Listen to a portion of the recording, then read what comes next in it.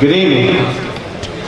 I appreciate everybody coming out. It's we were thinking all these seats were going to be full, and I had something in my mind I was going to talk about, or say, but I just kind of want to say something a little bit different this time. But what I was going to say is I'd like to at least. We were talking about how many people participated in the Virginia Tech water sample study and who turned in water samples. Could everybody stand up to just kind of tell us how many people are here that turned in samples?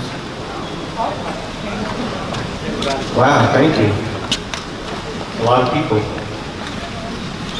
That's one of the things that we learned. I was trying to really think about what I was going to, what's the tone of the meeting going to be? And I was thinking, well, the tone's already actually been set. The tone is the passion, and all the water samples that we saw that came in, it kind of shows the passion of the community. And it also shows the passion of everybody else that's participating in this event too. We have a local work group that's been working on getting all of this collaboratively done as well, with our Board of Commissioners Chairman James Mallory, Vice Chairman Tommy Bowles, Gene Hout, Jeff McNeely, and Marvin Norman. We have Mayor Miles Atkins of Mooresville. We have Representative John Fraley, Representative Rena Turner, and Senator Vicki Sawyer has been leading the charge in Raleigh. So we've got a lot of passion that's been going on locally as far as the local work group as well. That passion has spilled over into bringing our other passionate people throughout the state. Some of the greatest scientific minds and greatest researchers in the world, I think, are around here with DHHS, Department of Health and Human Services, Department of Environmental Quality. There's a lot of people here representing both of those agencies. And then you also have, excuse me, like I said, our politicians helping collaborate all of that as well. I'm sorry, I have allergies really bad, so you have to excuse me. But there's a lot of passion, and all those people have passion for public health. And we saw with all the participation in the water samples, we appreciate the passion that you guys had by turning in your water samples as well. One of the best things I think that we got out of this study is that a lot of people in this room probably have never sampled their well before. Now you know what's in your well. And that's what we're going to talk about tonight. I'd like to thank Susan Robertson with the County Manager's Office, Deputy County Manager. Jane Henson, she was stuck in traffic. I'm not sure if she's here yet. She's the Health Director. And our County Manager, Beth Jones, as well. We can thank them for supporting this effort as well. So, there's a lot of other people to thank if you look up kind of what we're at the slide.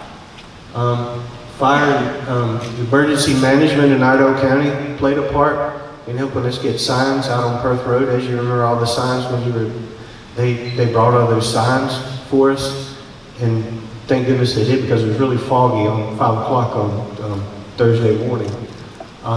We have the Sheriff's Department, Sheriff Darren Campbell.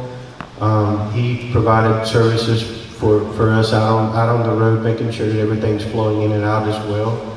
Rocky Mount United Methodist Church, they were passionate about helping the community as well, providing their grounds to let us drop off water samples. And Virginia Tech and UNC, which is kind of sitting down here too. We appreciate what they've done. So that's what I saw in this project was passion. So I'd like to hand this off to Senator Vicki Sawyer here in just a second. I want to look at website. If you want to text questions, you text, just like if you're texting a friend or something like that, text 22333. Type in that as your number that you're sending it to, and then text in the word Iredell. Once you've done that, then you're into the system and you can start asking questions. We'll have somebody back here monitoring trend questions, and we'll try to answer those as well. This website is probably the best way to do it. If you can type in that on your smartphone, you can ask questions that way too.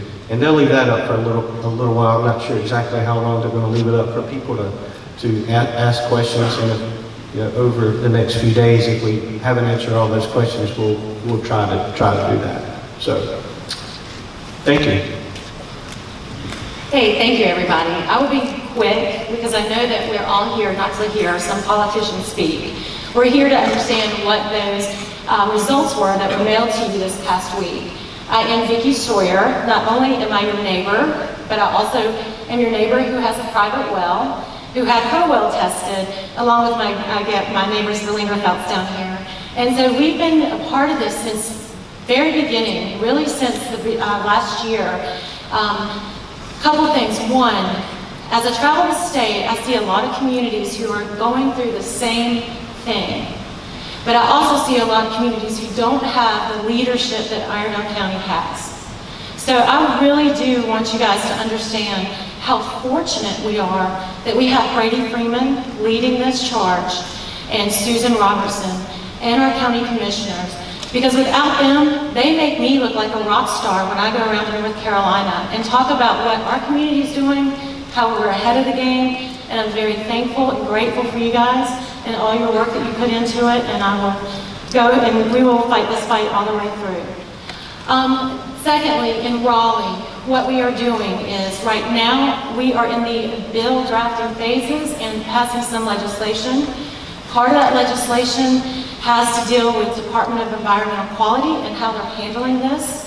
Rest assured, I am there on their doorstep every week talking about how they're moving forward, how we're going to test our water, and how we're going to make sure that we as a community are being protected by the Department of Environmental Quality.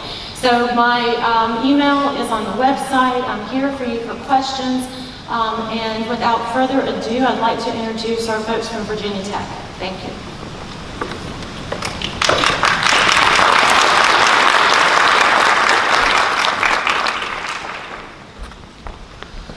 Well, thank you so much. My name is Mark Edwards, and I'm co-leader of U.S. Water Study. And this is a group at Virginia Tech, and we help communities with their questions about their drinking water all around the country.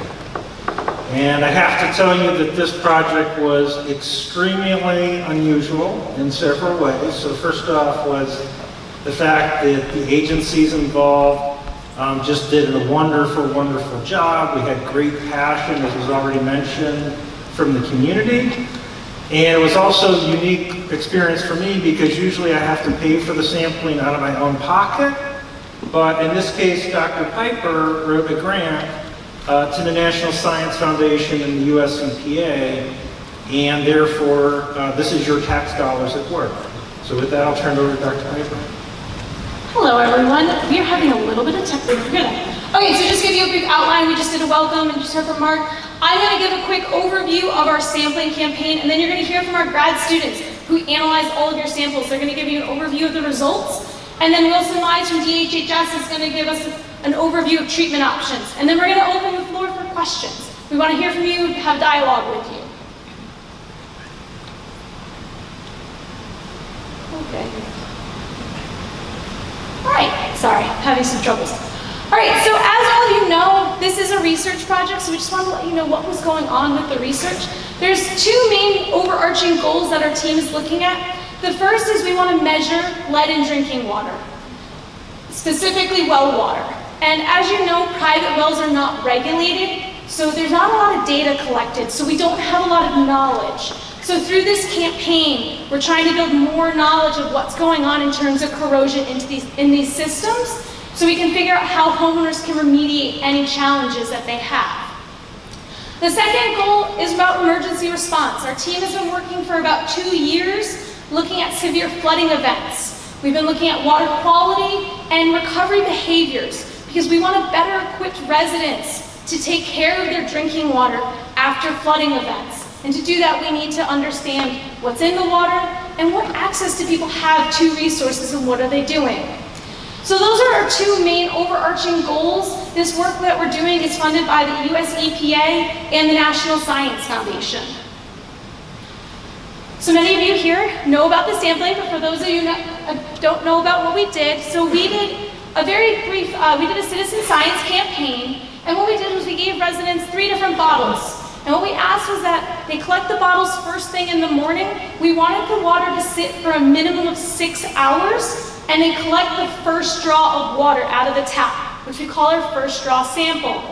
The point of this is to look at corrosion in the home plumbing. We then asked residents to flush the system for 5 minutes. This allows all the water in the system to be flushed away, and it helps us look at what's occurring in the groundwater and the well water. So we can look at corrosion in the well and look at groundwater contamination. And then the last piece is we ask residents to fill out a survey. This helps us understand attitudes, perceptions, and knowledge. We ask questions about what type of well you have, what year was it built, how deep is it, do you have treatment, does your water taste bad, look bad, smell bad? And again, this helps us better understand behavior. So this has been a huge campaign. This is probably the biggest campaign our team has ever run. We handed out 931 sampling kits, and 786 sampling kits were returned, which is amazing. 85% came back. Just to give you an idea of how many bottles, over 2,300 bottles coming into our lab. That is our students, the students that were responsible for analyzing your water, standing next to all the samples that took up an entire cooler in our lab. And one other thing that Iredell Health did, they actually estimated how much would this have cost the county residents if you had to pay through the health department to get this testing. And they calculated that if well fees had to be paid, it would have cost more than $350,000. So after we analyzed results, all of you got your water quality report in the mail this week. It's a 2-page report.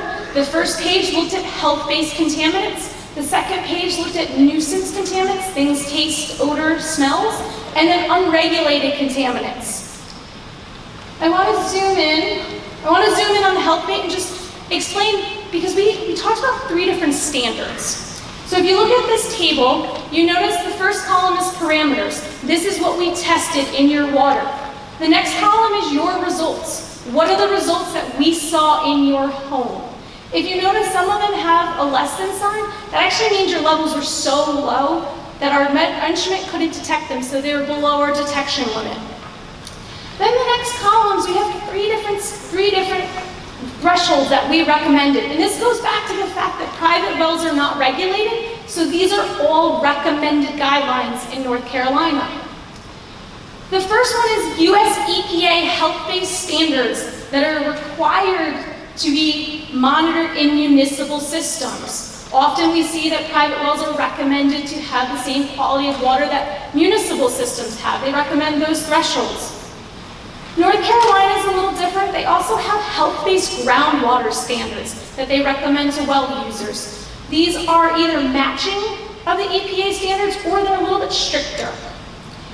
And then lastly, there are interim standards that the health department and the DEQ are working on implementing. And so they have these interim levels, either interim level or health screening goal that they're trying to understand and recommending to well owners as a potential concern. So those are the 3 standards that we'll talk about tonight. And with that, I want to introduce our first graduate student, Rebecca Chris.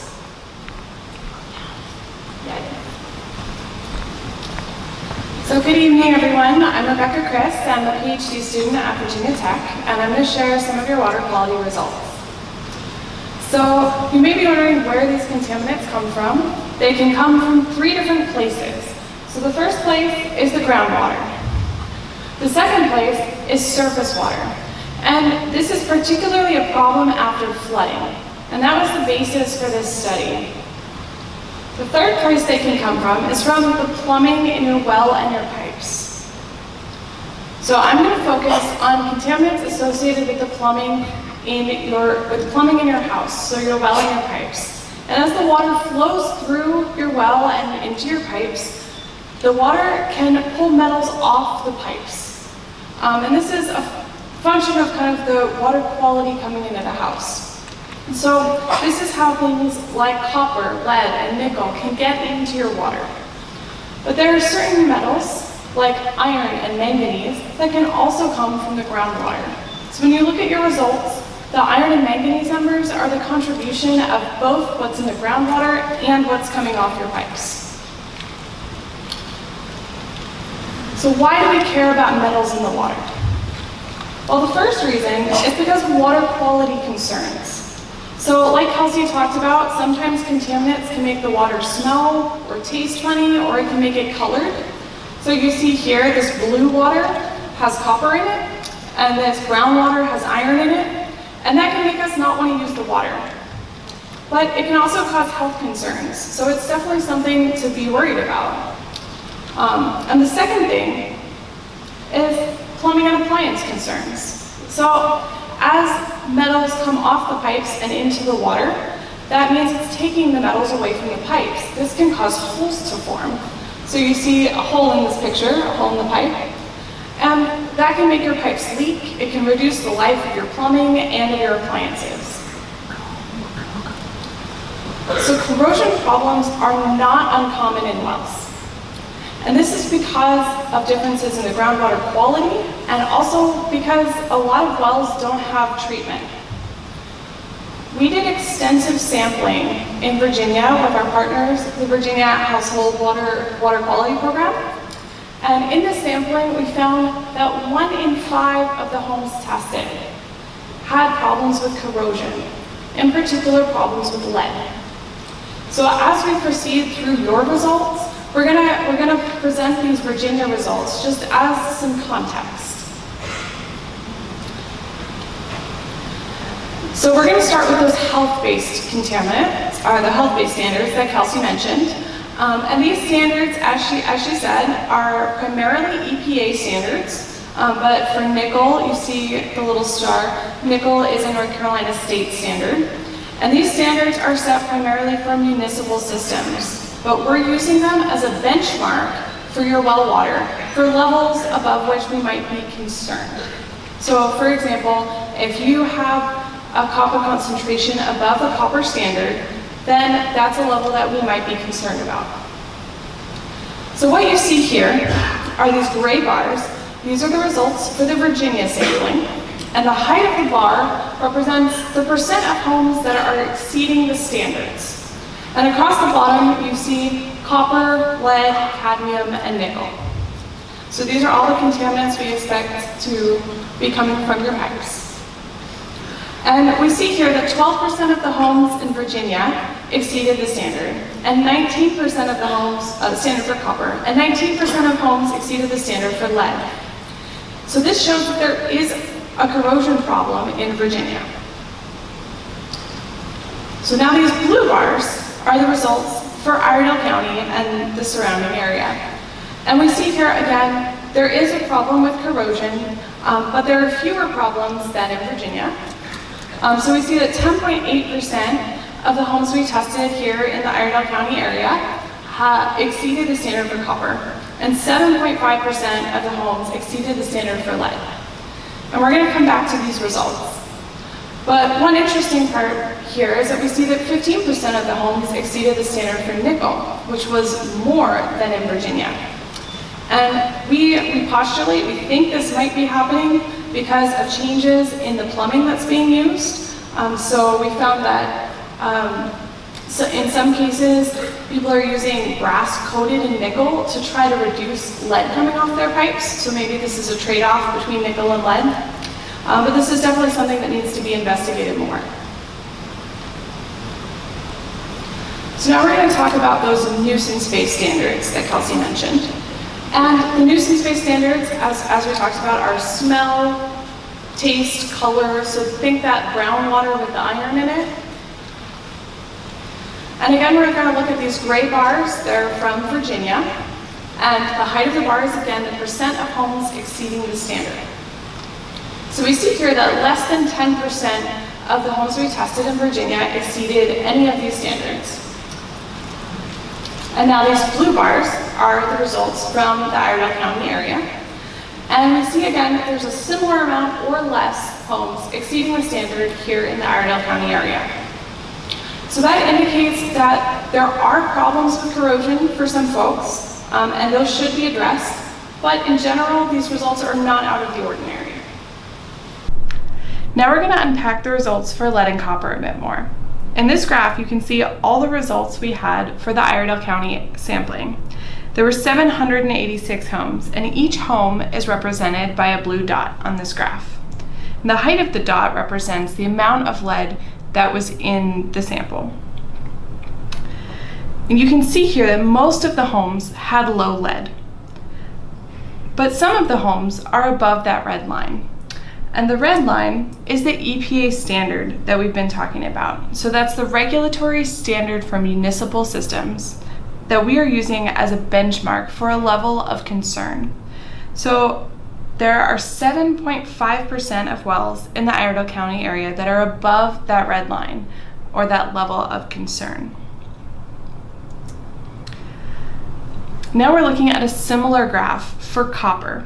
Again, each home is a dot, and the height of the dot represents the amount of copper we found in that home. And this graph shows all 786 homes we tested in the Iredell area. And you can see that most of the homes, again, had low copper. But there are still a lot of homes above that red line, which again is the EPA regulatory standard for copper. And 11% of the wells tested were above that line. Now, unlike lead, our bodies actually need some copper, but when copper concentrations are too high, there can be issues with color, taste, and even health concerns. So how do we treat metals in water? If you're part of the 7.5% with high lead or 11% with high copper, or you're just concerned about metals, what can you do? Well, first, we really want you to know that if you're worried about health concerns related to metal, your primary concern should be water used for drinking and cooking, not the water used for bathing or washing dishes or things like that. And because of this, we are going to focus on how to treat water at the drinking and cooking sort of level. So the first strategy you can use at this level is to flush the water before using it. So let the water run. The second is to use a certified pitcher or faucet filter. And the third is to drink and cook with bottled water. Now, some of our results in the Iredell County area and another county in North Carolina can give some insight into how useful these strategies can be. First, we're going to talk about flushing. Flushing is letting the water run to clean out the pipes before you use it. And some of our previous studies indicate that letting the water run for even 1 minute can be enough to reduce metals concentrations. So in this graph, we see the blue bars, which are the first raw results that we've been talking about. And the height of the bar represents the percentage of homes that are exceeding the standard for lead, for copper, and for nickel. And we're going to compare these blue bars with the results after flushing. The green bars here represent the percent of exceedances after flushing. And we see that less than 1% of homes exceeded the standard after flushing. And this is what we would generally expect, because the green bars represent the concentrations of metals in the groundwater. This reinforces that these metals are primarily coming from the plumbing in the well or the home, not from the groundwater. Now, overall, this is good news. It indicates that for many folks in Iredell County, flushing works. But what if you're part of that about 0.5% in those green bars?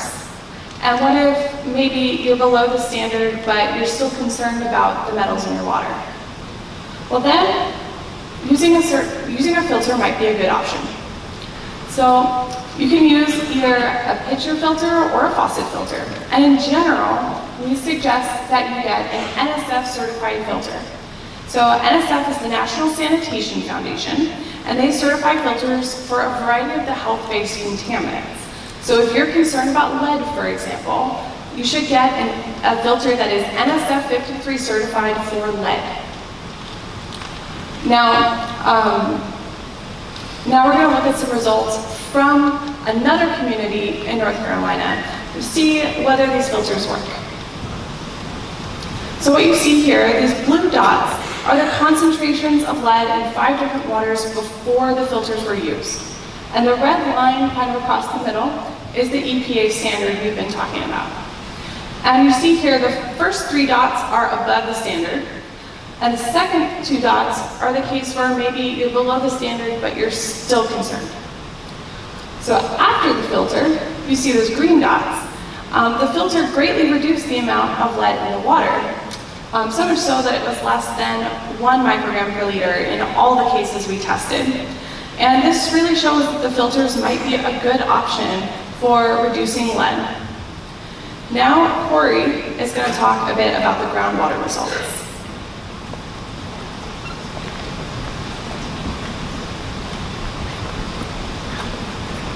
Hello everyone. So as Becca mentioned, my name is Corey Wade, and I'm also a graduate student at Virginia Tech. And I'm going to be talking today about contaminants that can enter into your well actually from the groundwater itself. So everything that I talk about today can get into the groundwater either naturally through rocks and soils and things like that that are already in the ground, or as a result of human activity. But in either case, the first thing for us to do is to compare how many wells that we sampled that exceeded any established health or regulatory standards.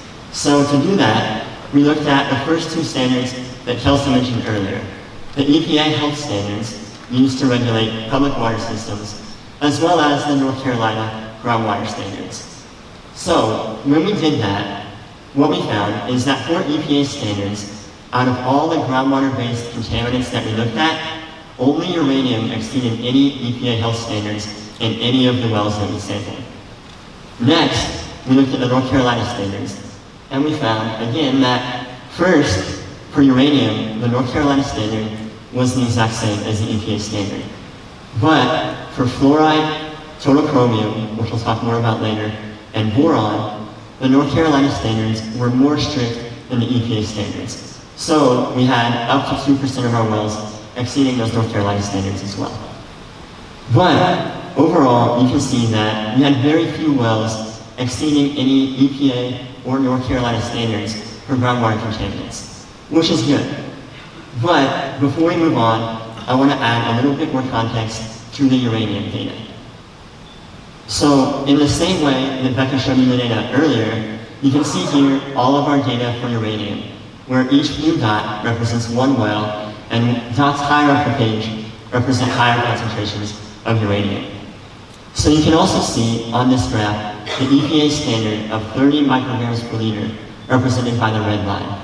And the first thing to notice is that a vast majority of our wells were a good deal below the EPA standard.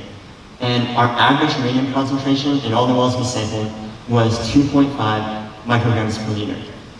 But, as I mentioned, there were about 2% of the wells which were above the standard of 30, all the way up to the maximum, which was at 133 micrograms per liter.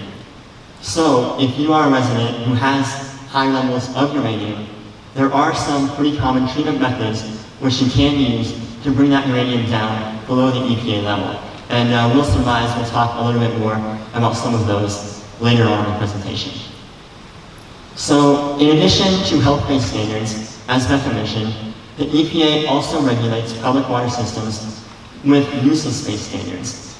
So, as Becca mentioned, these aren't things that will make you sick, but they're things that will make your water look bad, taste bad, smell bad, things like that. So when we compared our wells to these standards, we again saw relatively few wells in exceedance of any contaminant. We had total dissolved solids, or TDS, exceeding the nuisance standard in about 2.3% of our wells, sulfate in about 1.5% of our wells, and chloride in about 0.1% of all the wells we sampled. So if you are in exceedance for any of these things, they would cause things like a salty taste in your water, or sometimes a strong odor. So again, if you're concerned about these kind of things, there are also some pretty common treatment methods you can use, which again, Wilson will talk more about later. So, everything that we've talked about so far are contaminants that already have established EPA or North Carolina standards. So they're already regulated. But there are also some contaminants that can be of concern in groundwater that don't yet have regulations established for them. So the first such contaminant that I want to talk about tonight is one many of you have probably heard of, you probably noticed on your results letter, and that is hexavalent chromium, or Chrome 6. So first, a little bit of background about how Chrome 6 is regulated. So as I mentioned, there are no health-based standards at the EPA level specifically for Chrome 6. What the EPA does have is a total chromium standard. So what total chromium is you take the amount of Chrome 6 in your well and you add it to the concentration of the generally harmless Chrome 3. And when you add those two together, that number has to be less than 100 micrograms per liter according to the EPA standard. As I mentioned at the beginning, the North Carolina standard for total chromium is actually more strict than the EPA standard at only 10 micrograms per liter. But again, there is no North Carolina standard specifically regulating Chrome 6. What North Carolina does have though, and you might have noticed on your letters, is a health screening level of 0.07 micrograms per liter. This level was established to account for someone drinking water with Chrome 6 in it for their entire lifetime. So if you drink this amount for a short time, you wouldn't necessarily expect any immediate health effects. What it really indicates is the need to take a closer look at your groundwater situation with respect to Chrome 6. So, with that background into how Chrome 6 is regulated, now we can get into some Chrome 6 data. So, our lab at Virginia Tech has quite a bit of experience looking at Chrome 6 in drinking water systems. So, what we wanted to do today is to share some of our past studies with you to give you an idea of kind of usual or expected Chrome 6 levels that we've seen in the past. So, the first two rows are the first two studies we want to share with you. The first one is a survey of public schools in one U.S. state where we have collected 141 samples so far of Chrome 6 in those schools. The next study is a study where we collected 341 samples from public water systems all across the country and measured their Chrome 6 levels as well. So we're going to compare those two studies to our study in Iredell and surrounding counties, where we sampled 786 wells for Chrome 6, and then we're going to compare all three of those studies to the North Carolina Department of Health and Human Services database, where they have sampled 192 wells from across the state for Chrome 6 as well. So, when we compared all of this data, what we found is that the average Chrome 6 data in our sampling campaign of 0.84 micrograms per liter was actually lower than both of the public water surveys, which had average values of 1.3 and 1.08 micrograms per liter. But our value of 0.84 was higher than the DHHS database, which had an average value of 0.64. So, to look at this data a little bit more carefully, we also looked at the maximum Chrome 6 value that we saw in any sample in each of these studies. When we did that, we found that our maximum value in this study of 13.9 micrograms per liter was pretty similar to both the school survey and the DHHS well database, which also had maximum values between 12 and 17 micrograms per liter. And our value of 13.9 was actually quite a bit lower than the national survey, which had a maximum value of 52.6 micrograms per liter. So, from all of this data, we would say that our data for this sampling campaign did not appear to be unusual compared to what we've seen in the past. But to dig into that a little bit deeper, we also want to show you all of our Chrome 6 data. So again, each blue dot represents one individual well, and you can see, as I said, the average value of 0.84 micrograms per liter. So most of the blue dots are clustered pretty tightly around this average value, but there are a handful of Chrome 6 values up to, for even all the way up to the maximum value of 13.92 micrograms per liter. But on this plot, you can also see the red line, which indicates the health screening level of 0.07 micrograms per liter. So we're also analyzed how many wells in each of these studies were above that level. We started with the VHHS database, and we found that in all of their data, 58% of the wells they sampled were above the screening level of 0.07. This was pretty similar to what we saw in the school survey, where 63% of those wells were above the 0.07 value. Now, in our sampling campaign, in the Iredell area, we actually did see a higher percentage of our wells above the screening level, with 79% of the wells that we measured having chrome 6 values higher than 0.07. So what this tells us is that while the average and maximum in our survey was pretty similar to other surveys, we did see a higher percentage of our wells above the 0.07 screening level. So, with all of that being said, another contaminant that is sometimes of concern in North Carolina groundwater is vanadium. So vanadium is another one where there are no regulatory standards at the EPA level or at the North Carolina level.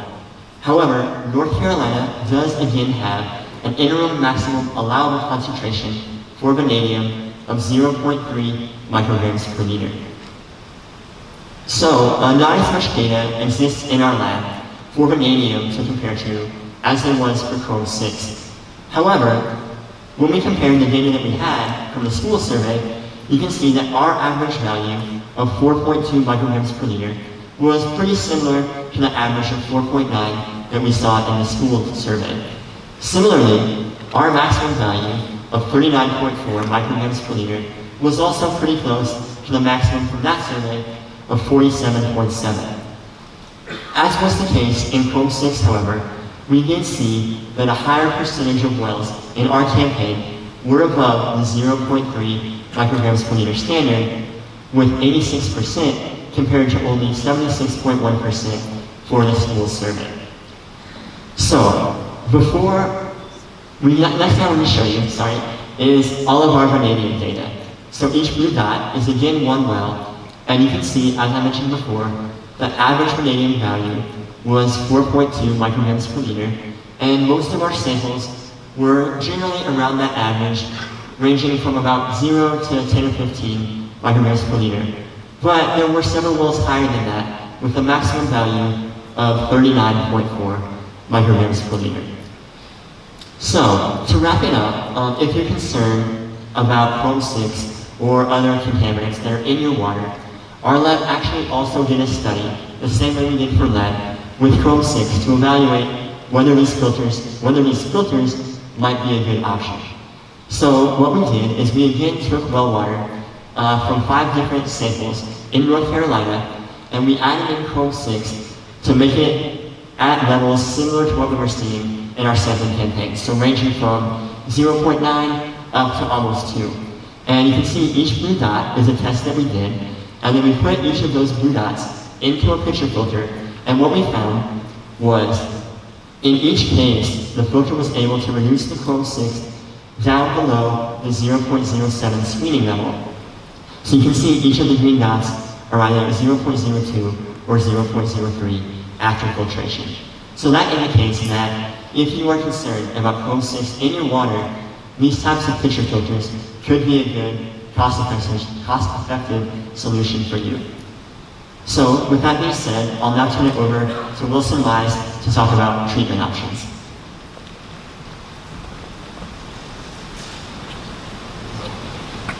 Good evening. My name is Wilson Mize. I'm with the Department of Health and Human Services, and I work with our private drinking water well program. And I've got my counterpart here, John Brooks, so there's 2 of us that cover the entire state. We work with all 100 counties with well construction, well permitting. We got involved with Iredell early on when this situation came up, so we're here to basically support the county and the homeowners with what do we do now? We know we have a water quality issue. We know we deal with wells daily throughout the entire state that have similar issues, so I will preface this talk by saying I am not a water treatment specialist or expert. But what I have done over the past almost 15 years working with private drinking water wells is learn to guide homeowners in the right direction. So make you aware of potential treatment options so that you are not taken advantage of when you go to obtain a system for your home. So what we'll begin with is, you've seen this slide, I believe, twice tonight. Rebecca and Corey have done a tremendous job of explaining how some of these contaminants get in your well. One other item to note is well construction can play a major role in your water quality. If you have an older well, we did not have statewide permitting and inspections until 2008. So if your well was drilled prior to that date, we have had regulations, but there was nobody there to confirm whether or not your well was located in the proper location, was properly constructed, properly grouted. So those are questions that you may want to bring to us at a later date and have us take a look at what your well construction may look like. So getting into the treatment options. You've seen several options as far as flushing a well to remove lead. In this case, there's two kind of areas to look at. There's point of use, where we have discussed tonight that it's important to treat your drinking water. So essentially all the contaminants or impurities you've seen tonight, you can treat right there at your kitchen sink. That's where the highest level of concern is. That's where you're getting the bulk of your water for consumption and cooking. So you can obtain a fairly inexpensive system that mounts right underneath your kitchen tap that will treat pretty much all of the contaminants we've seen this evening.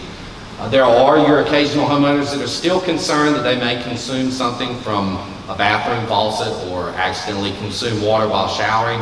You're generally not getting enough quantity of water for that to be in effect, but if that is the case, there are entire house treatment systems or point of entry systems that treats every drop of water coming in your home.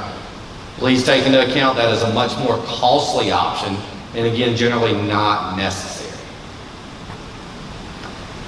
So there's generally three methods of removing a lot of these impurities. One is physical treatment, where you have a filter. Many of you, even prior to having your well sampled, may have had orange discoloration in your well. So you may have gone to Lowe's, Home Depot, or hired somebody to come put a filter on your home to remove some of those impurities. So that is your physical treatment option.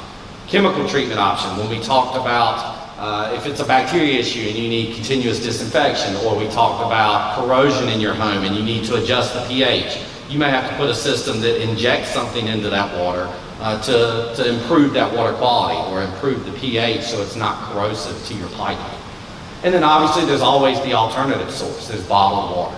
You can obtain bottled water anywhere. It's fairly inexpensive, and then you're not having to put treatment on your home. But it can get cumbersome if you're always cooking, etc. with that water. So they've already mentioned one option is flushing. You saw the levels drop drastically when you did flush your system for a minute. Now most people don't flush their well water. They go right in, they turn the tap on, and they begin using it. So that's something to be aware of when you use that water in the future. The other option, which they discussed at length, was the NSF 53 carbon filter. They have tested it. It removes a majority of the impurities you've seen tonight. It's a fairly inexpensive product. Yes, there is the need to replace that filter occasionally, but it's very inexpensive and highly effective. And then one of the options you're going to see on almost all the contaminants I discussed tonight is reverse osmosis. That's one of your more common treatment options. It removes nearly all the impurities, or a bulk of the impurities we run into.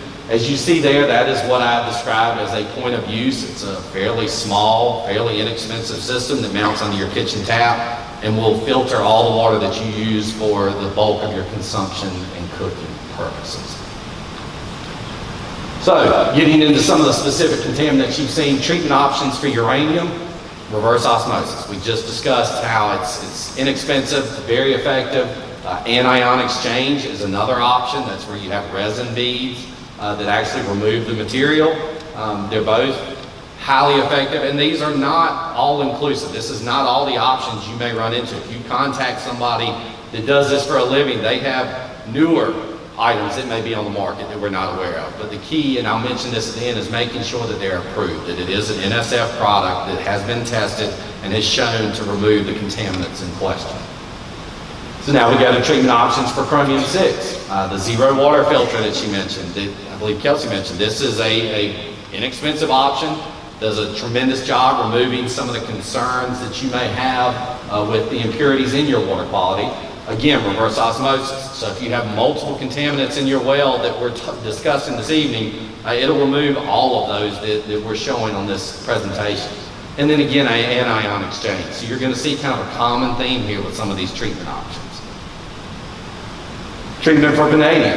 Ion exchange is one option that is recommended. It is not currently NSF approved, so that is something to take into account. It's not something you're going to see on their website as an approved product, but it has been tested and shown to be highly effective. What we recommend is contact water treatment specialists in your area. Go online. Another option we have on our website, a list of certified well contractors.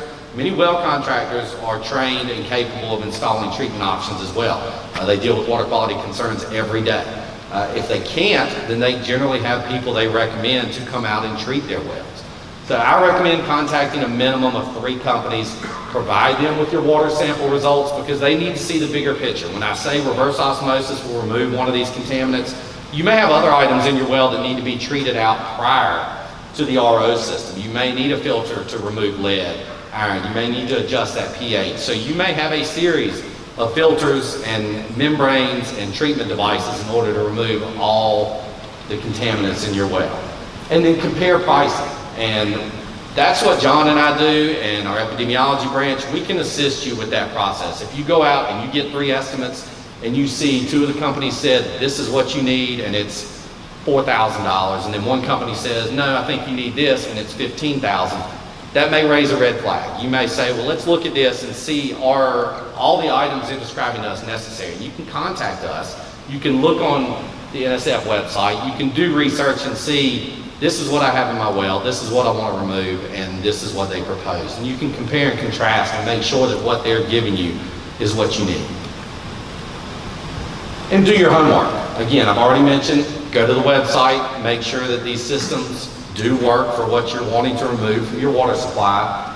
And then I recommend testing and recertifying that treatment option. So don't put this system on and just assume your water quality is now safe. If you put a treatment system on, contact Iredell County or contact a private lab and have that well sampled again. And I commend you for having your well sampled now because, like I said, we didn't have permitting until 2008. So that's when we began requiring treatment or water samples for new wells. But existing wells, there is no requirement. So much like many of you, many people in the state have not sampled their wells ever. So you're one step ahead of the game. You know what's in your well. Now you know that there is good news. You can remove what's in that well. It's just taking that next step, us providing you with enough information, you can make a well-informed decision and hopefully get you a safe water supply. And that is it. Thank you.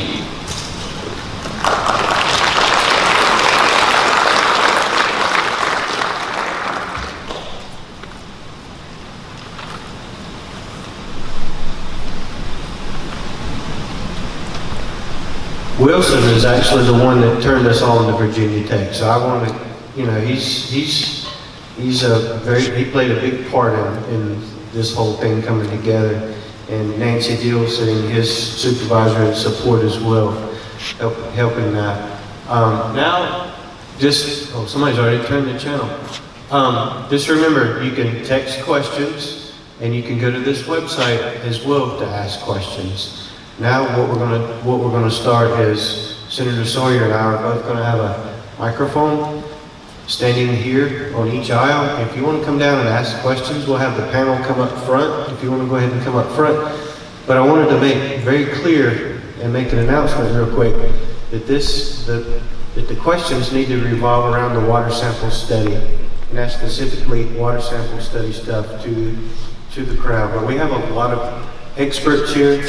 But the announcement is on May the 9th, there's going to be another community meeting at South Idaho High School at 6 o'clock that will be talking about thyroid cancer and coal ash facilities. So those are coming up. So if you have questions about that, you might want to wait until that time to start asking those type of questions. So if anybody wants to line up and have a question, come on down.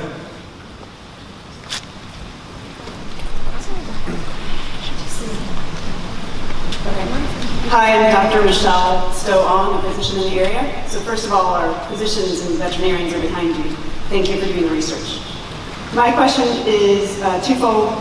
Is bottled water been tested for vanadium? And also vanadium is in many of our waters, and I notice it's not taken out by reverse osmosis filters. And I've called those companies and they can't reassure us it's taken out. Thank you. Do you mind if let me introduce and tell who's on the panel Oh, sure. person? Thank you.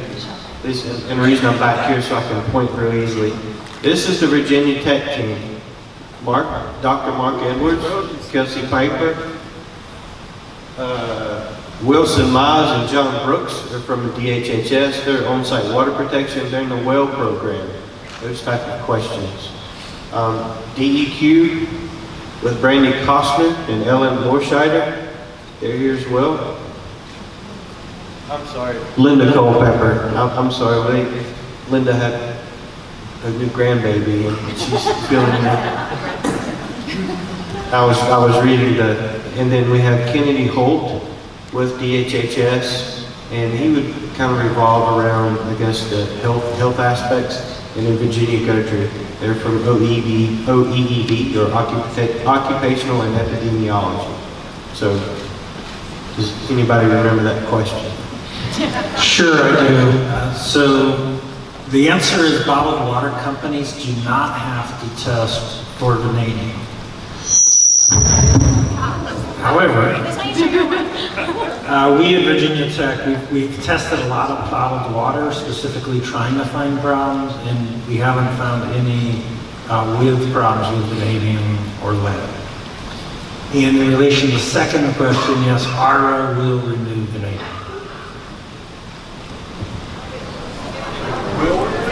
It will.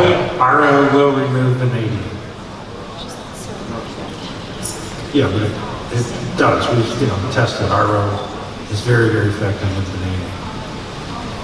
Okay, we have the next question. Hi, Walter Ewald.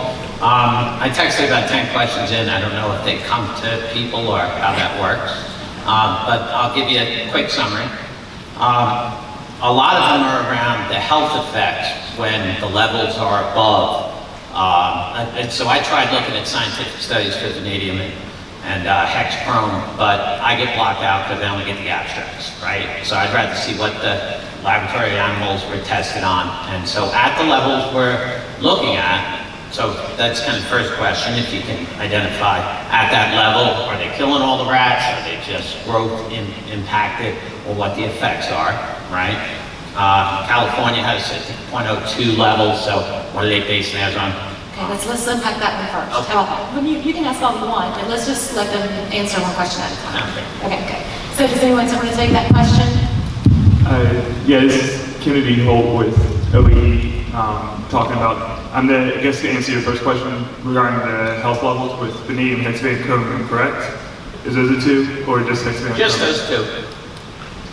So with hexavalent chromium, the 0.07 microgram per liter level that we use here at DHHS, that is based upon a study that was done by the National Toxicology Program back in 2007-2008, and it was looking at mice and rat exposures. Are the businesses and the schools required to use the filters that you've put on the screen?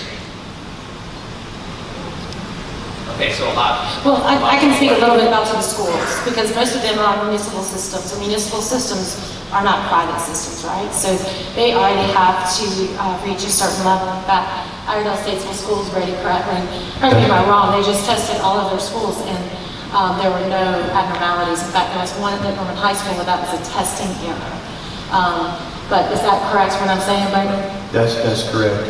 Yeah, they're not required specifically to have those things unless there's something that they find that possibly DEQ, I'm not sure if anybody out there could answer that question or not, would actually require if they're finding something elevated. So schools are on municipal water, and most, not all, but most of our businesses, at least in the Mooresville area, do get their water from town of Mooresville. So I'm on a community well. There's no requirement to test for boron, so you can't trace for colet. I don't think there's anything on vanadium. If we know vanadium is high, I don't even know if I'm saying it right. Until a week ago, I never heard of it. Are they required to test for the stuff that we know is of concern to us? Let me just say nationally, schools are not required to test their own municipal water. And in fact, even if they have very, very high lead, at present, there's no national law that requires they install filters. There have been a few states, such as, District of Columbia, for example, and another state that's looking at requiring filters on all taps because they're concerned about the lead levels. But presently across the United States, there's no requirement that these filters be used, even if the values are high, much higher than what you're seeing here. But going back to I guess Walter's question was going back to his community well or schools. Our schools Right. and businesses, they can put, if their vanadium levels are really high, there's nothing that would suggest that they're not going to remain really high. And the health studies that we're talking about that affected the laboratory animals are going to affect us. Is that, I'm trying to put the pieces together. Is that accurate? Brandy, this is Brady Dan. Brandy, could you help out with that? Do you know that, the answer to that question? Well, this is Linda. Sorry. Right. I think the question is talking about public water supplies. And so like a school may have a groundwater well as their public water supply, or it may be a surface water supply. But they have their own regulatory program, and I think Virginia Tech did a good job to show you those levels in comparison to, say, the groundwater standards. So they are regulated, but as a public water supply system. Not sure if that helps. I think it answers the question. It says they're not regulated, they remain high. So I read that as we have to be careful drinking water that is not filtered. We don't know that the businesses are, or the schools. Well, the utility who supplies that water, they do the testing before they distribute it out to the community. I'm hearing not the vanadium. Yeah, and there's other chemicals that are not included in that listing. We have new emerging compounds and all, so they keep adding them. EPA has this unregulated contaminant monitoring rule where they're looking at what else is out there that they're seeing, and should they start regulating those chemicals. So that's what we're participating in those efforts as well. Okay, so with that we're going to drink water at those levels, right, of vanadium. It would seem if I get blocked out by the abstracts. Do you know what I mean? I do a scientific search, and then I can only get the abstract, right? Unless I want to, go through all of that and get all those hits and misses. So it would seem if someone has access to those articles to look and say, okay, at these levels of vanadium, there's a 1% effect on growth on fish, or it's huge. Someone do a scientific analysis to say, when we're above this level, it's a big thing or it's a small thing. I understand, the people that filter, but there's going to be a lot of water trying at the other end. So it'd be nice to know that effect. Right, so right now the interim screening value is at 0.3, and I know our toxicologists have looked at it, and their recommendation is based on the newer studies that have been out there that it may be going up to 10.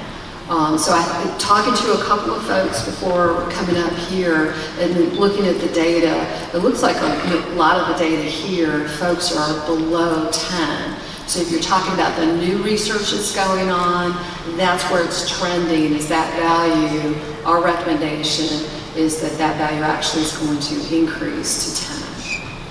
When you say new, I'm sorry, I could read the right things. Okay. When you say new, I look at it as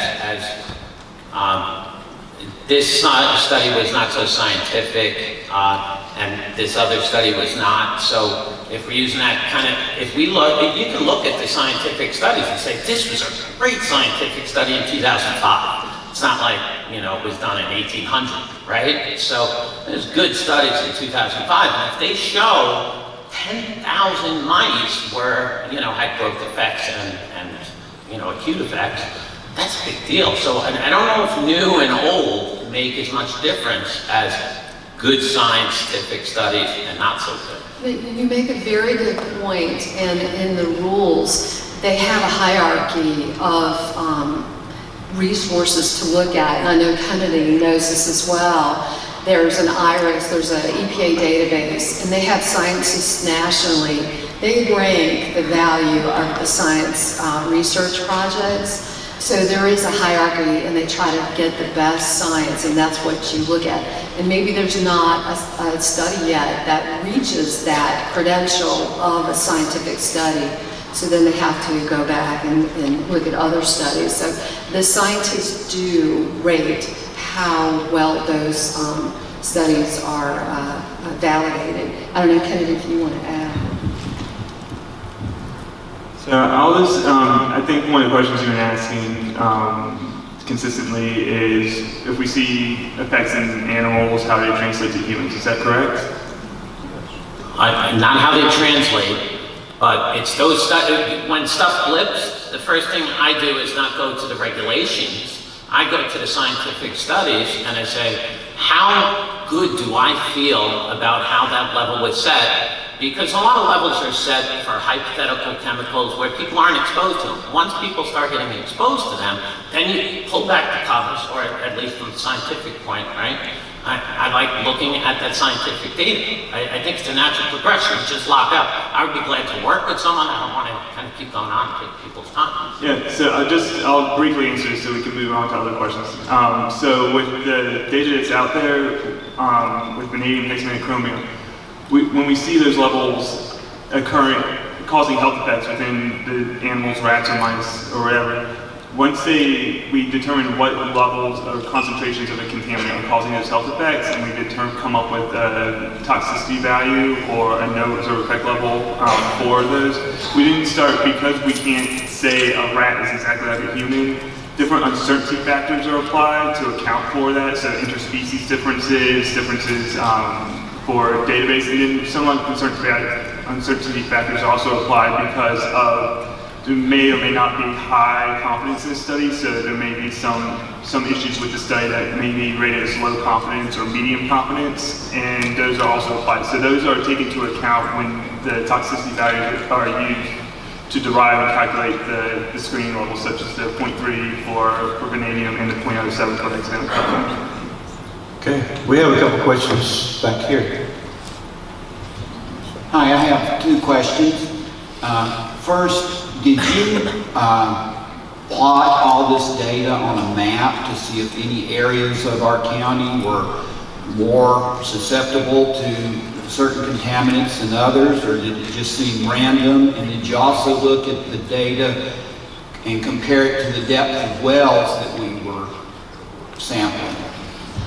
So that is actually where we're going next with this. We've honestly been spending most of our time making sure we get results out to homeowners. That is where we want to go next, is to do some spatial mapping and to look at well characteristics to start understanding if we can find predictive factors.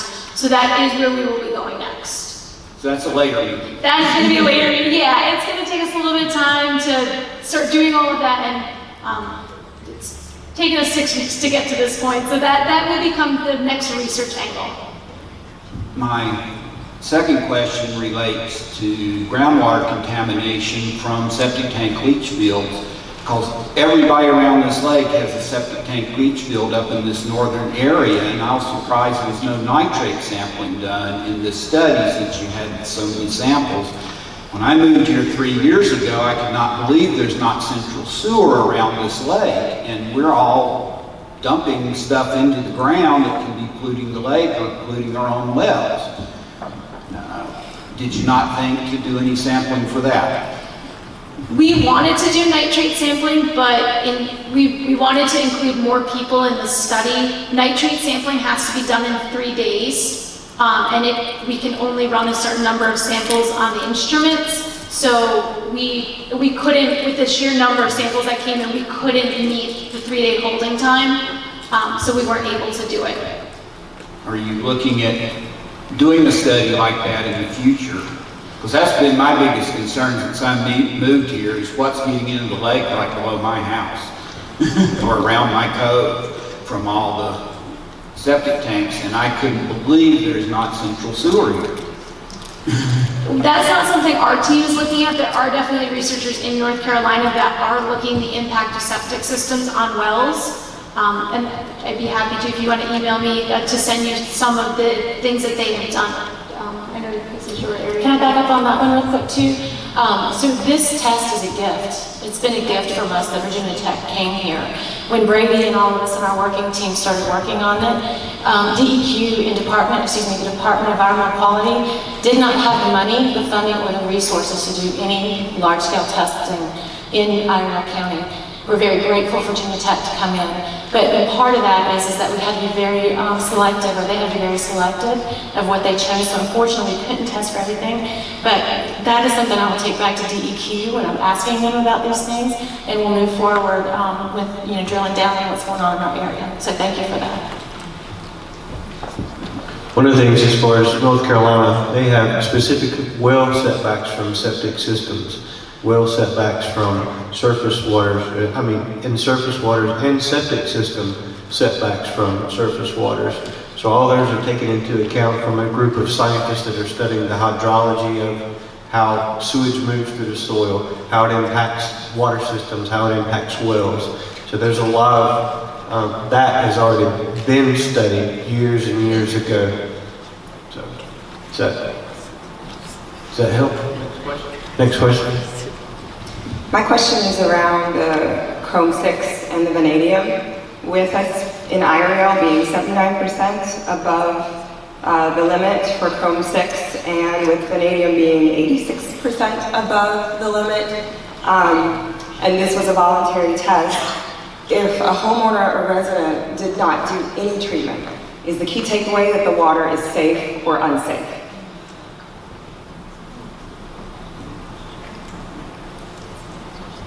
So, and I'm not trying to cop out this answer. The reason I'm going to say what I'm going to say, I'll go and explain it. But I cannot say whether the water is safe or not, and that is because everybody has a different concept of what safe is. What I can say is that there is a health risk above these levels, and that depending upon what your levels are, that risk will go up or down. It will be up. The further above 0.07 you are, the more health risk there is, and the further above 0.3 you are, the greater the health risk is.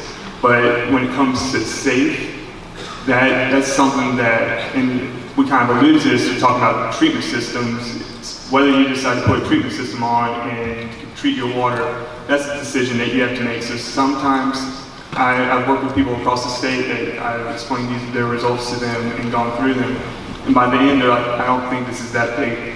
This is not something I want to pursue any further, and some people do want to treat their water. And I am more than happy to talk to anybody that's sitting here today and walk through their results with them and go through and talk about the risks that your results pose to them. But it's also the reason I want to talk to people that have that question is because there are things in your well results necessarily that aren't hexavalent chromium or vanadium that could play into that message as well and need to be discussed as well. And so without having that more one-on-one individualized approach, it's really hard for me to answer that question truthfully or accurately. Right, and maybe the hang-up is on safe or unsafe, but from your scientific expertise and experience and knowing these numbers and the percentage, I guess the question really is, are we at an elevated health risk? Maybe that's in more scientific terms rather than safe or unsafe. And so I think that by comparing the results to our other surveys that we've done in the schools and all around the country, that as a whole, the health risks are not elevated for the contaminants that we've looked at. However, for those houses that were above that red line on those graphs of the health limits or close to it, if it were my family, I would consider doing something, either flushing or filters as appropriate based on what data was presented here today. So for the remaining residents, which is the majority of this county, what is the plan to educate them since they did not participate in this test? Well, they could look at these results and without doing the test, first off, they could pay to have their test done at a private, private testing lab. But they would run the same statistical risk, presumably, as those folks who tested here. That is, on average, you'd expect 1 in 10 wells to have lead above the 15 part per billion level. That would be 9 out of 10 are kind of below that level. But they won't know unless they test their water. Can I comment on that? I've got Well, wait, let's move on to our next question. We had a few other people that were coming through, so go ahead. I wanted to say real quickly, as far as educating the people in the area, there's things that are on the health department website. If you click on the health department and environmental health, there's educational materials that talks about wells, and there's also some things on the Department of Health and Human Services websites that help you get education on treatment systems like Wilson was talking about. So that's the education. We have plenty of links, plenty of educational materials. Contact the Iredell County Health Department. We can also water sample, do a water sample, a very similar panel that Virginia Tech had done.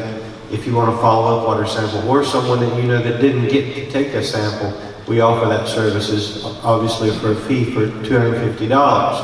So, and we also test for bacteriological. If you're talking about septic systems possibly intruding your well, we offer that service as well. There are also private labs in the area that offer the same thing. So there's plenty of places that do those types of sampling and testing. And one quick note, as someone who's been looking at this across North Carolina, this is not uncommon. This is not like Iredell County is a star of contamination. I mean, it looks like, you know, North Carolina, because we've been an agriculture and industrial society for the past 200 years or 150 years, this is actually kind of where we're at. And so this to me is not alarming, it's actually informational. And you're seeing the information process right here. You know, this is our second meeting, and we're going to have another meeting, and we're going to continue to have those results. So you're seeing the information process work right here tonight, and thank you for joining us.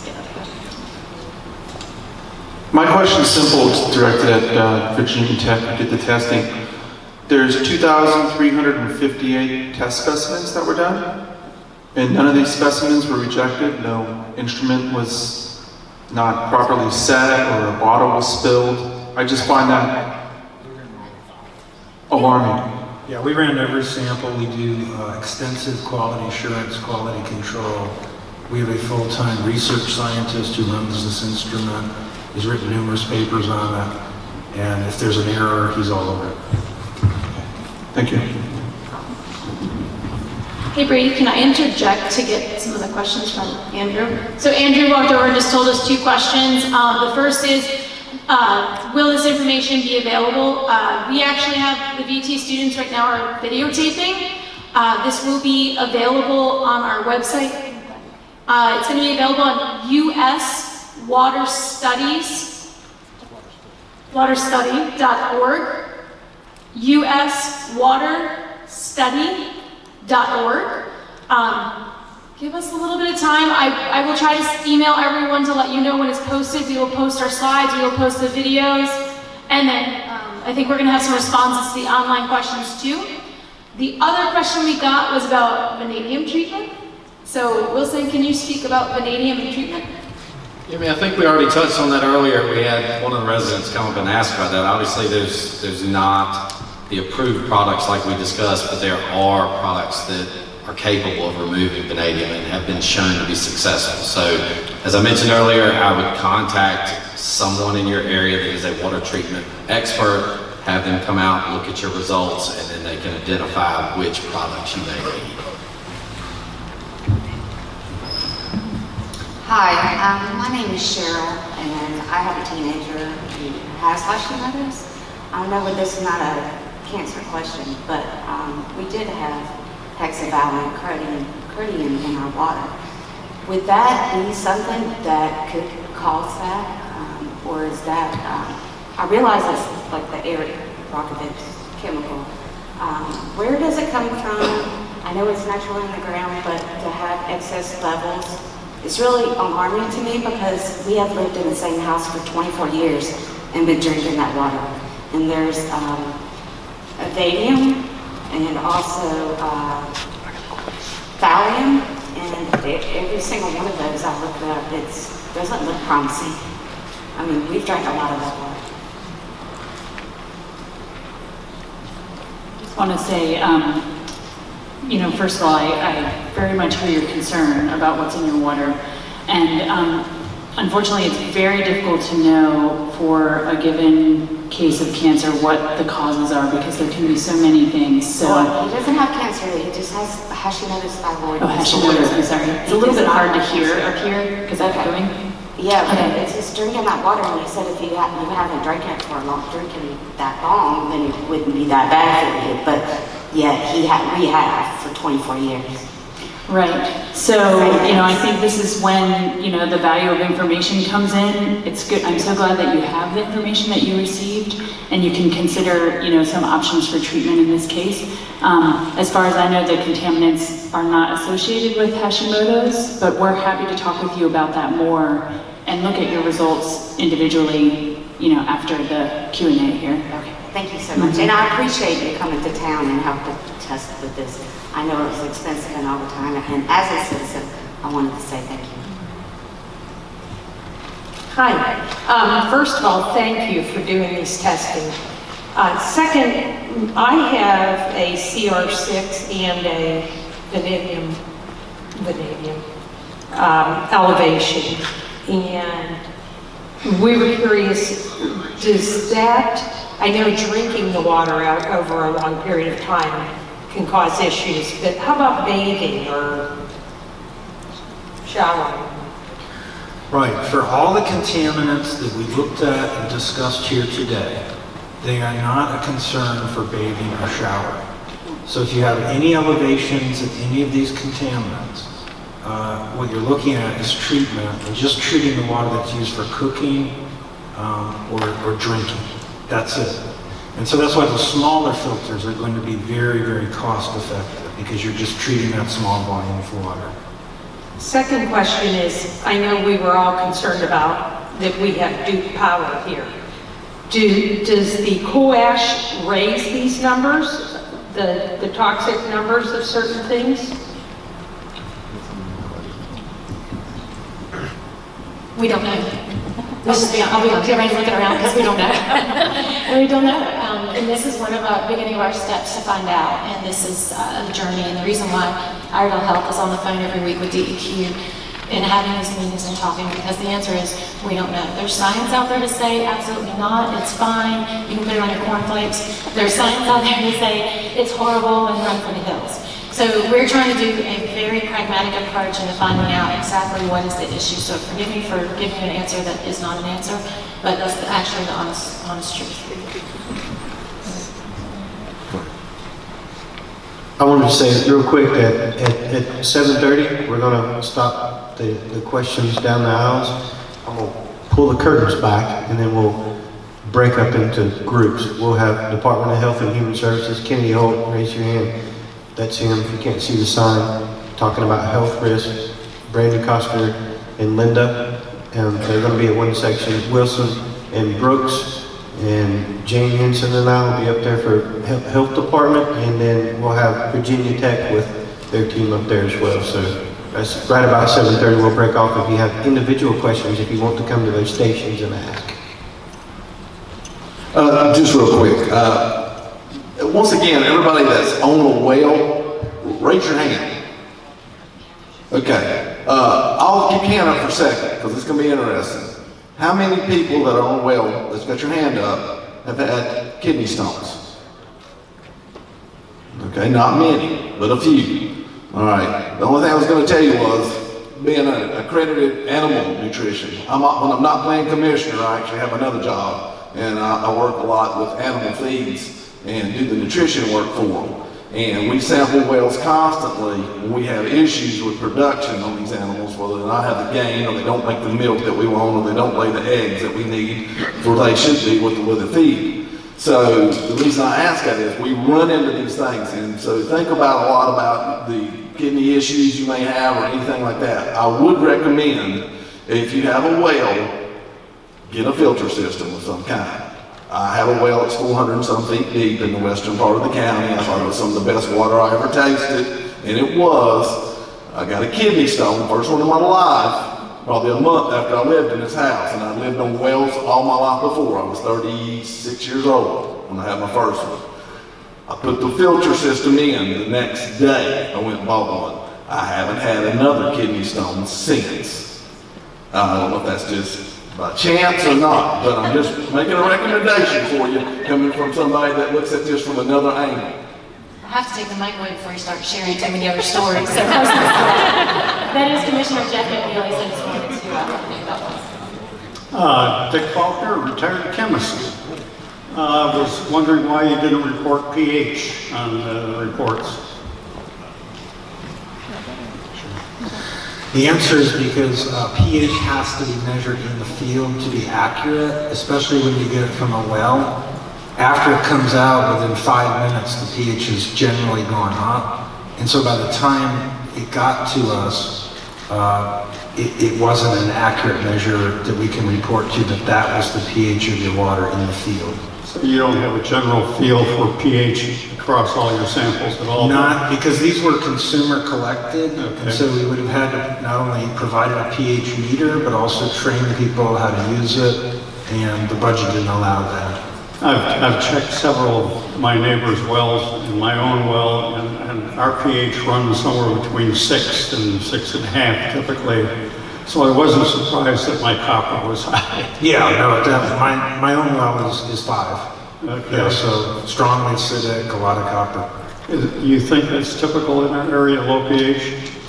Yeah, the wells very frequently, especially in North Carolina, are below pH 7, which is considered neutral, and it's not uncommon to be down in the pH 5 range based on Kelsey's field sampling.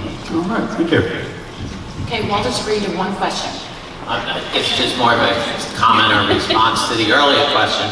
If we look at those scientific studies, then we can identify these high levels, whether the health effects are skin rashes, and that's what I've been seeing in the research I've done so far, or it's cancer, or it's other things. So that's a big reason to look into the basis for the standards.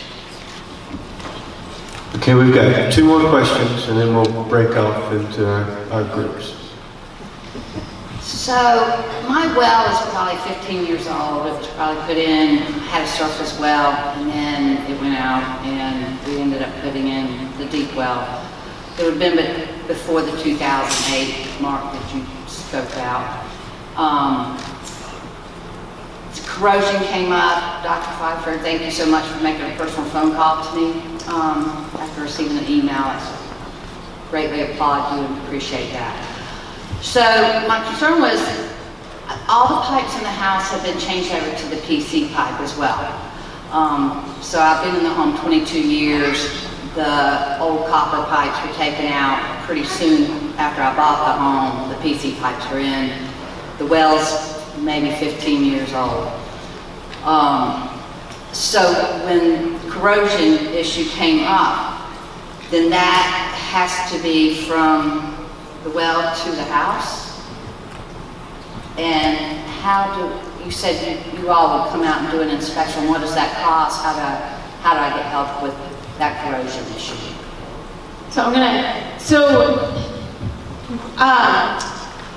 Brass fittings are big sources of lead for well owners. Although they are lead-free, those components release lead. So even if you have plastic plumbing, if your plastic is joined together with brass, that can be a source. The other thing we found out in Macon County, out in the west, is that the well itself can be a source. Because you have galvanized pipe, which is an iron pipe with lead zinc coating, or you also have brass fittings in the well. So even though these things are lead-free, private well communities are more susceptible than a municipal system because of the water quality. So that could be the source. Wilson, I'm going to pass it over to you for the other. She pretty much hit the nail on the head. We do run into situations where there's lead concerns or what you would deem corrosion issues in the home. And keep in mind, when we deal with well sampling, it's slightly different than what Virginia Tech did. Our requirements are to sample at the well itself. So we're not always looking at potentially what you're consuming, but what's coming out of the groundwater. That's because that's what was created in the law in 2008. But what we do find on occasions when we sample at the well and we're identifying it's not an issue in the plumbing running to the home, that it tends to be the pump. It's a pump that may have been put in years ago. We do have our regulations are being revised as we speak to be more stringent with lead-free fittings, as well as our counties are supposed to be checking these items as the well is being constructed. The problem is we don't investigate or perform an inspection when the pump is being installed. So all that work is done out of our purview, and we don't know what fittings are being used. They are told and required to use lead-free, but it doesn't always occur. And if you have a pump, if it's been in there for the life of the well, that could potentially be the culprit. It's been replaced once. Okay, yeah. So a lot of it comes down to with what fittings, what piping, what kind of casing you have. Some of your drillers use galvanized here, some use PVC. That can all play into those factors. Okay. And my other question is, who is privileged to this information that you all gather? Only Virginia Tech and UNC. Everything's completely confidential. Only the research team will ever be able to have identifiable data. What we will do is what we saw today was give summaries and present data where no one can actually point out who you are. So that is only with our team. Residents are more than welcome to share their reports with other people, but we do not. Thank you. Yep. That's one of the beauties of this study, is it's confidential. So also in the back there's a question and answer box. You can fill out a little piece of paper. If you don't want to come up front, ask a question, and then they'll look at it and get back with you as well. So. Hi, I have two very fast questions. One is that nobody mentioned anything about the unregulated water quality parameters that were on page 2. And the second question is, will all of the questions that weren't in this public setting also be posted on your site? So yes, so Andrew over in the corner is working, Andrew's working, that's what UNC is actually taking lead on, is how do we get all these questions and answer them. They probably won't do all the questions. A lot of the questions have been very similar, so we're working on a way to have like a commonly asked questions section. So we definitely want to do that. But if you have questions, we give you a phone number and you can call us. Yeah, we're more than willing to talk to anyone. The unregulated contaminants, that was because we were following what the state offers with their corrosion package, their coal ash screening package. We wanted to make sure we were trying to offer as much of what residents would be able to purchase, except for bacteria and nitrate. So those are things that are offered, and we had the capability to test for it, so we wanted to provide you the information. But they are not regulated by the EPA, groundwater standards, or they don't have health goals either. Well, thank you. I was given 3 questions from Andrew. The first one is about the spatial data. As someone already asked, that is something our team is looking to do. Our graduate students will be working on doing spatial mapping, trying to understand if we do see issues, why? What's the underlying cause? That's one of the things that we're trying to understand. So that is more to come. Wilson, I had a question for you about uranium. Can you just talk a little bit about where it comes from and just a little bit about that? Yeah, as I mentioned, I'm with the Health and Human Services, but for a short period I left and was supervisor in Wake County, and I will tell you that uranium is a very hot topic in that part of the state as well. And in that case, similar to what you have here, is you have a geologic formation. You have bedrock that has uranium in that.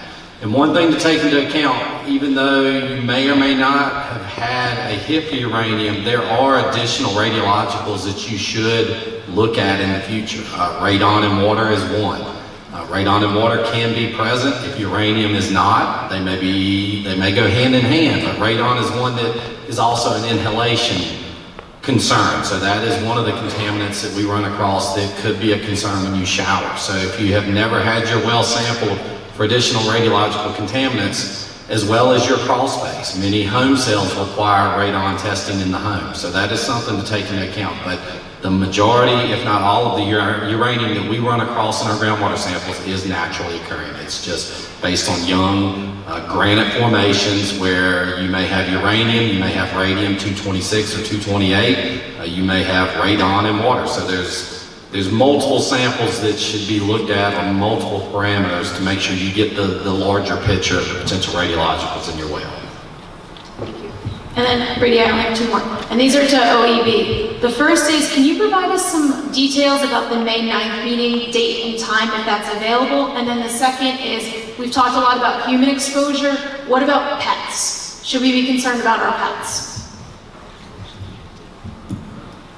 I'll answer the pet one first so we can close out with the May 9th meeting. I'm not an animal toxicologist, I'm a human health toxicologist. So if you have specific questions about your pet, I would talk to your vet. But what I generally tell people if their vet's not able to tell them is if you love your pets, treat them like you would treat yourself. And we do have some resources at the state. There's a state veterinarian, and he can offer some input too. You can follow up with either of us, and we can help you put in touch with him as well if you're concerned.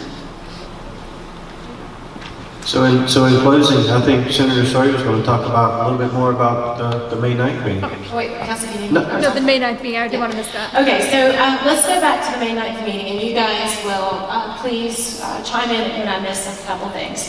One, it is our mission to have every expert that has ever helped us, not ever, but most experts represented that has helped us in this walk for the past year. That means state epidemiologists from DHHS, that means Department of Environmental Quality, that means Virginia Tech, that means Duke University. That means Dr. from UNC Chapel Hill. We have folks who are studying this, and we will have a plethora of people here that are way smarter than me and have many letters behind their name to answer very detailed questions about things that are bothering our community. I mean, it's very easy for us to think of thyroid cancer and coal ash and put them in the same bucket. So this is going to be that meeting where we're going to be able to answer those questions and have experts. And Iredell County is going to be doing that at South Iredell High School. We will be doing it May 9th. What time is that? At 7? 6 o'clock. 6 o'clock. So, and we'll try to run it very similar to this. I think feedback. This has been a great format for a meeting, correct? I mean, has it been worked really well? I think so too. Thank you. Iredell Health Department did a lot of work into making sure things run smoothly, and it really shows Brady and your team. You guys did a great job for that. So just imagine this, that instead of being focused just on this well water sample, we're going to put all three of those buckets together and just have an honest and frank conversation about what's going on in our community. So please make sure to attend there, South Iredell, May 9th, 6 p.m.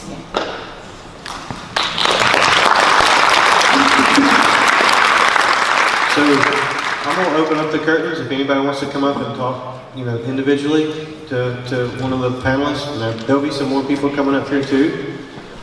Feel free to.